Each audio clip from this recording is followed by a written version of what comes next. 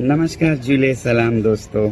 अब मैं इस्लामाबाद में यूनाइटेड नेशंस के क्लाइमेट चेंज कॉन्फ्रेंस के बाद भारत की ओर वापस आ रहा हूं और यहां बहुत खुश भी हुआ और हैरान भी हुआ। खुश इसलिए कि यहां की लीडरशिप और अलग अलग देशों के यूएन लीडर्स मिलके क्लाइमेट चेंज के बारे में सोच रहे हैं, हल ढूंढ रहे हैं। और हैरानी इस बात की हुई कि मेरे यहाँ कॉन्फ्रेंस में आने पर भारत से भी और पाकिस्तान से भी कुछ लोग मुझे सवाल करने लगे। भारत से ये कि मैं पाकिस्तान में क्यों गया, और यहाँ पाकिस्तान में ये कि आपने इस्लामाबाद में आकर स्टेज से भारत के प्राइम मिनिस्टर मोदी की तारीफ की। ये हमें हैरानी की बात लगी, मगर मुझे हैरानी की बात बिल्कुल नहीं लगती है।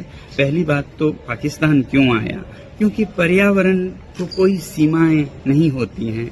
हवा को, पानी की कोई सीमाएं नहीं होती है। वो किसी का धुआं किसी के देश बल्कि पूरे दुनिया को नुकसान करता है। तो इनको हम सीमाओं में जब नहीं पाते तो फिर कोशिशें क्यों सीमाओं में बंधे हो, पर्यावरण के प्रति जो कोशिश हम कर रहे हैं। तो इसलिए हर देश में जाना चाहिए और लोगों को जगाना चाहिए।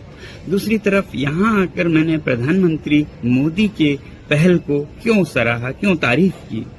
तारीफ के काबिल है, क्योंकि दुनिया के जो नेता हैं वो पर्यावरण और क्लाइमेट चेंज को कहीं तो वो मुंह फेर रहे हैं तो कहीं वो कह रहे हैं ऐसा कुछ है नहीं। उस समय अगर एक प्रधानमंत्री बहुत से पहल लेते हैं और एक पहल जो कि लाइफस्टाइल चेंज के बारे में हो, mission lifestyles for the environment, तो उसकी तो तारीफ कहीं भी होनी चाहिए। तो इसलिए मुझे कोई हैरानी की बात नहीं लगती है, बल्कि हमको सब मिलकर जो कुछ अच्छा करे उसकी तारीफ, और चाहे कोई भी देश हो, बिना ये सरहदों के, सीमाओं के जाकर काम करना चाहिए, कोशिशें जारी रहें। चलिए देखते हैं मैंने कहा क्या यहाँ पर। Our message to the world always has been, please live simply in the big cities so that we in the mountains simply live.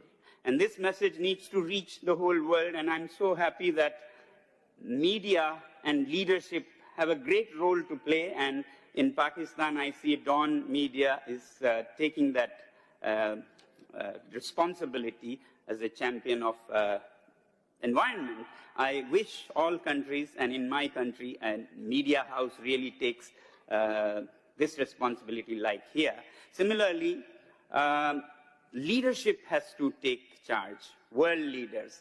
While many world leaders are now denying climate change even, I'm happy that Prime Minister Modi has not only taken many initiatives, but also launched a special mission called Mission Life, Lifestyle for the Environment, to urge the people to live simpler life.